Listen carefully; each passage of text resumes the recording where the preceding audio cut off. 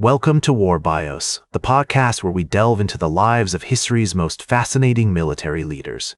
I'm your host, General Biography. Born on March 20, 1870 in Saarlouis, Prussia, Paul von Lettow-Vorbeck was destined for greatness. His early life was marked by a strong sense of discipline, a deep understanding of strategy, and a passion for adventure. As we explore the early life of Paul von Lettow-Vorbeck, we find ourselves in the rolling hills of Pomerania, where his family had lived for generations. His father, Paul Karl von Lettow-Vorbeck, was a Prussian army officer who had fought in the Franco-Prussian War, and his mother, Marie von Eisenhardt-Rothe, came from a long line of noble families. The young Paul grew up surrounded by the trappings of military life, with his father regaling him with stories of battles won and lost. In 1875, the family moved to Berlin, where Paul's father was stationed as a captain in the Prussian army. It was here that Paul began his education, attending the prestigious Friedrich Wilhelm's Gymnasium, where he excelled in his studies and developed a strong interest in history and literature.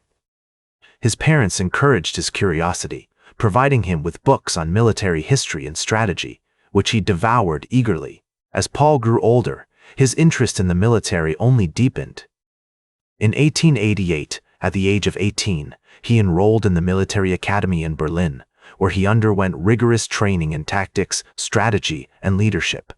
The academy's emphasis on discipline, duty, and honor resonated deeply with Paul, who had been raised on a strict code of conduct by his parents. His instructors praised his dedication, his physical courage, and his natural aptitude for command, which marked him out as a future leader. During his time at the military academy, Paul was influenced by some of the most prominent military thinkers of the day, including Helmuth von Moltke and Alfred von Schlieffen. He studied their theories on strategy and tactics, and he began to develop his own ideas about how to wage war effectively. In 1890, Paul graduated from the military academy and was commissioned as a lieutenant in the German army. The early years of Paul's military career were marked by intense training, long marches, and grueling exercises, which tested his physical and mental limits. Yet Paul thrived in this environment, drawing on his natural reserves of energy, his quick wit, and his unwavering commitment to duty. He served in various regiments, including the prestigious Gardeschützen Battalion, where he honed his skills as a soldier and developed a reputation as a brave and resourceful officer. As we explore the early life of Paul von Lettow-Vorbeck, we see the makings of a remarkable military leader, a strong sense of discipline, a deep understanding of strategy, and a passion for adventure. These traits would serve him well in the years to come as he faced challenges that would test his mettle and forge his legend. From the rolling hills of Pomerania to the dusty parade grounds of Berlin, Paul's early life was marked by a sense of purpose, a love of learning, and an unwavering dedication to duty. From the scorching deserts of Africa to the bloody battlefields of Europe, Paul's story is one of courage, cunning, and unwavering dedication to duty. As World War I broke out in 1914, Paul von Lettow-Vorbeck found himself in command of a small force of German colonial troops in what is now Tanzania. With a mere 3,000 soldiers under his command, he faced off against a much larger British and Commonwealth army, determined to defend German East Africa against all odds. Despite being vastly outnumbered, Paul proved to be a master strategist, using guerrilla tactics and clever maneuvering to outwit and defeat his enemies time and again. One of Paul's most notable victories came in November 1904, when he led a daring raid on the British warship HMS Pegasus, which was anchored off the coast of Zanzibar. With a small force of just 100 men, Paul launched a surprise attack on the ship, using machine guns and rifles to devastating effect. The British were caught off guard, and the Pegasus was badly damaged, with many of its crew killed or wounded. This victory earned Paul a reputation as a bold and cunning commander, and he continued to harass and disrupt British forces throughout the war.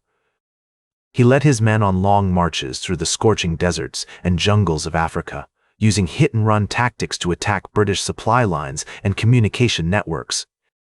Despite being cut off from Germany and facing incredible logistical challenges, Paul managed to keep his force intact and fighting fit, earning the respect and admiration of his enemies. As the war dragged on, Paul's legend grew, and he became known as the Lion of Africa for his bravery and cunning. He was promoted to general and awarded numerous decorations for his service, including the Pour le Mérite, one of Germany's highest military honors.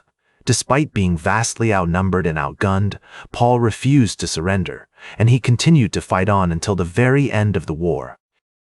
In November 1918, as the armistice was signed in Europe, Paul von Lettow-Vorbeck finally laid down his arms, having fought for 4 long years against overwhelming odds. His achievement was nothing short of remarkable.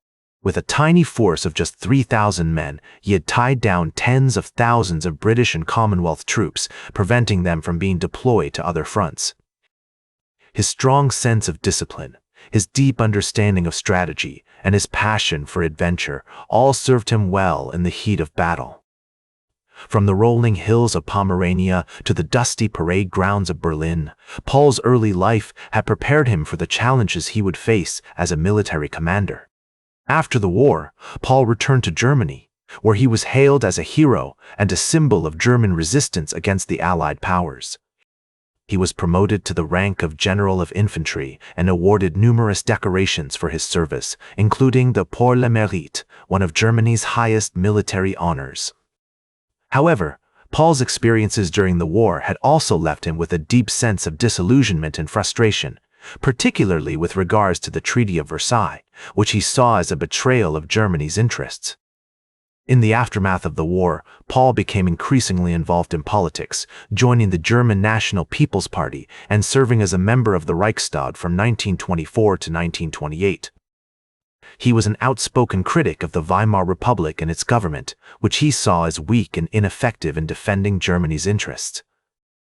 Despite his conservative views, Paul remained committed to the principles of democracy and opposed the rising tide of Nazism, which he saw as a threat to German stability and prosperity. As the years passed, Paul's health began to decline, and he eventually retired from public life, devoting himself to writing and reflection. He published several books on his military experiences, including My Reminiscences of East Africa, which became a bestseller in Germany. In these writings, Paul reflected on the lessons he had learned during the war, emphasizing the importance of adaptability, cunning, and determination in the face of overwhelming odds. Throughout his life, Paul remained proud of his achievements as a military commander, but he was also haunted by the memories of the war and its devastating consequences. He never forgot the sacrifices made by his men and the suffering endured by the people of East Africa during the conflict. As he looked back on his life, Paul von Lettow-Vorbeck came to realize that true leadership is not just about winning battles or achieving victories, but about inspiring others, building trust, and leaving a lasting legacy. From the rolling hills of Pomerania to the scorching deserts of Africa, Paul's story is one of courage, resilience, and determination in the face of adversity. His legacy continues to inspire military historians and strategists around the world, reminding us that even in the darkest of times, there is always hope for a better future. In his own words, Paul von Lettow-Vorbeck once said, "The true test of a soldier's character is not how he behaves in victory, but how he conducts himself in defeat." That's all for today's War Bios. Remember to like, share, and subscribe, and until next time, I'm General Biography reminding you to keep marching toward victory.